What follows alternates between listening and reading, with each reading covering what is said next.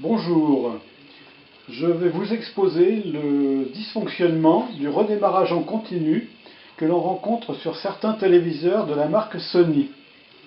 Dans mon cas, un KD49X8305 acheté en septembre 2016. Ce défaut est apparu 2 ans après la mise en service.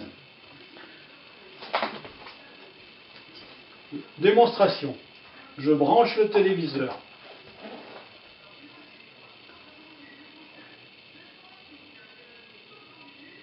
Le téléviseur démarre seul.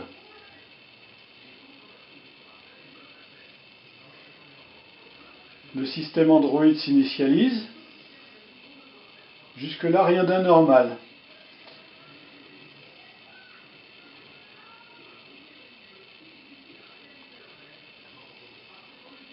Bug, plantage.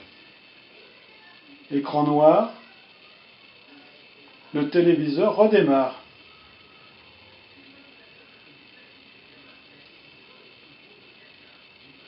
Réinitialisation.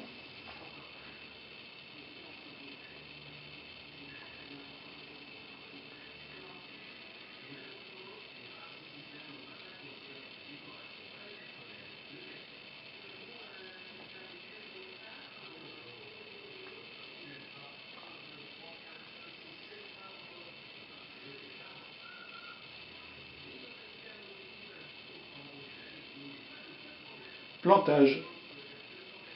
Écran noir. Le téléviseur redémarre. Et ceci d'une façon perpétuelle.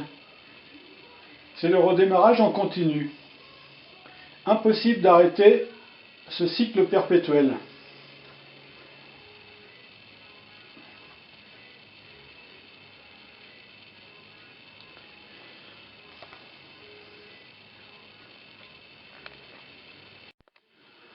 Alors on se dit c'est simplement le système d'initialisation qui a bugué et qu'il va suffire de le réinitialiser. On cherche des procédures, Sony en propose deux. L'une avec la télécommande, mais la télécommande est totalement inactive et cette procédure ne marche pas. La seconde est avec les touches situées à l'arrière du téléviseur. Dans mon cas, procédure aussi inactive. Les touches à l'arrière du téléviseur ne produisent aucun effet. On ne peut même pas arrêter la télé avec la touche marche-arrêt.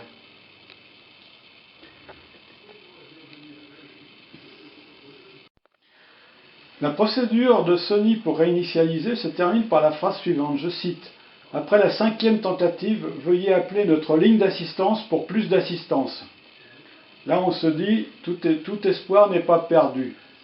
On appelle l'assistance, le technicien ouvre un dossier, dans mon cas le 190 67 741, me demande d'envoyer la facture, ce qui est fait immédiatement.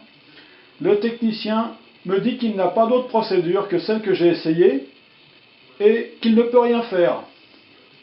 Alors là on est stupéfait parce que comme plus d'assistance, on s'attend à mieux. Et il dit: il ne vous reste plus qu'à mettre la télé en dépannage. Les dépanneurs, ne sachant pas comment réinitialiser le logiciel, ils proposent de changer la carte mère. Bah oui, pourquoi pas. Par contre, le coût, 600 à 800 €, soit le prix d'une télé neuve. Chacun jugera.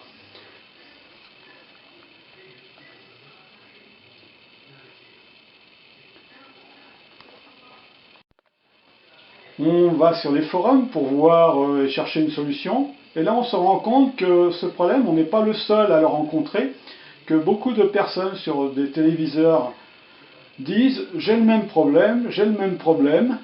Sony ne veut pas traiter ce problème, refuse la prise en garantie, alors que visiblement c'est un problème générique, c'est une mise à jour qui s'est mal réalisée. Les dépanneurs vont même plus loin, certains affirment carrément que c'est une obsolescence programmée. Bon.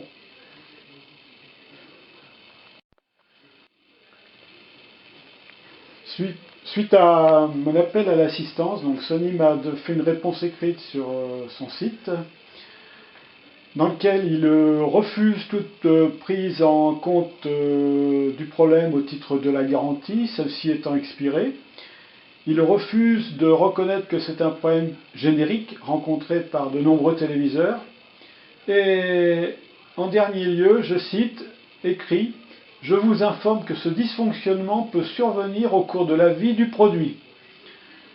Phrase qui m'a quand même interloqué parce que ça veut dire que pour Sony, c'est quasiment une panne normale. À vous de juger. Mon avis, j'ai été la victime d'une mauvaise mise à jour du logiciel. Sony conseille d'activer les mises à jour automatiques sur le téléviseur. Pour moi, je vous déconseille de laisser les mises à jour automatiques, comme ça au moins vous serez protégé des mauvaises mises à jour. Voilà, donc c'était l'histoire d'un redémarrage perpétuel sur Sony. Sony a inventé le démarrage perpétuel sur ses téléviseurs. Téléviseur qui est en attente d'être poubellisé alors qu'il est quasiment neuf, hormis un logiciel qui bug.